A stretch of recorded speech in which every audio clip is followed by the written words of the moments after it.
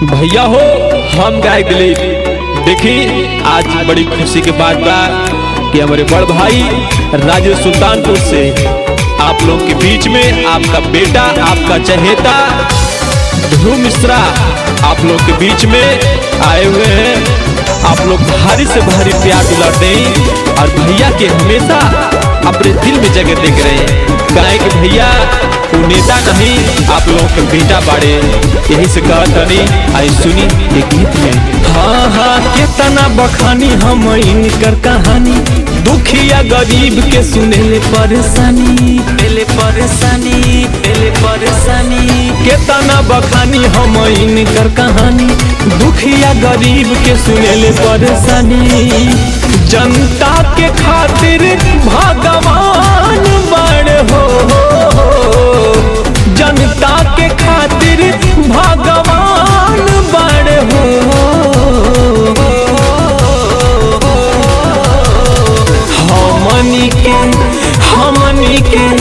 हमनी के भैया ये ध्रुव अम्बेडकर के शान बड़ हो। हमनी के भैया ये ध्रुव अम्बेडकर के शान बड़ हो।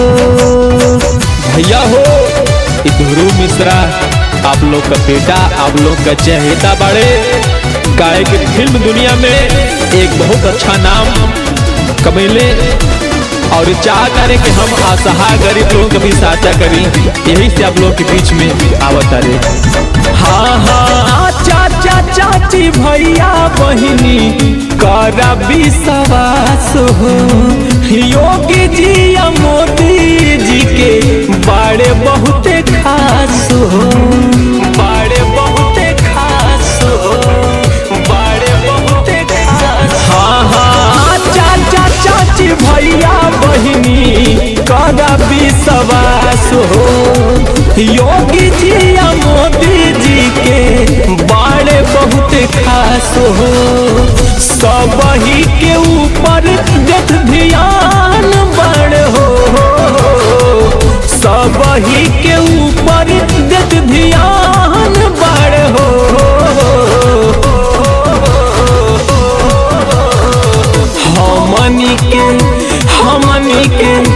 हमनी के भैया ये ध्रुव अम्बेडकर के शान बड़ हो। हमनी के भैया ये ध्रुव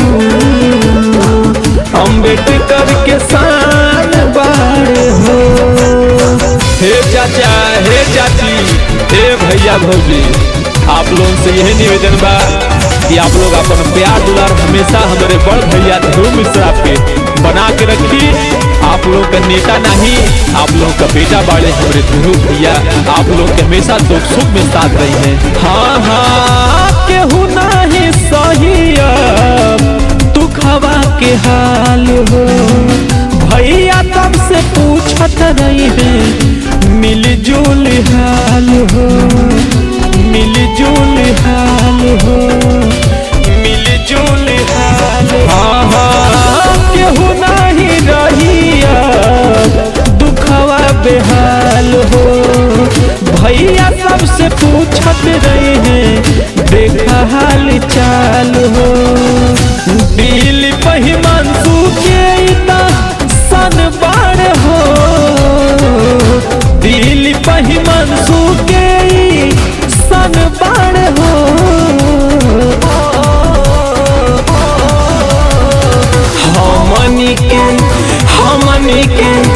हमनी के भैया ये ध्रुव अम्बेडकर के शान बड़ हो। हमनी के भैया ये ध्रुव अम्बेडकर के शान बड़ हो। कितना बखानी हम इनकर कहानी, दुखिया गरीब के सुनेले परेशानी। जनता के खातिर भगवान बड़ हो, जनता के खातिर भगवान बड़ हो।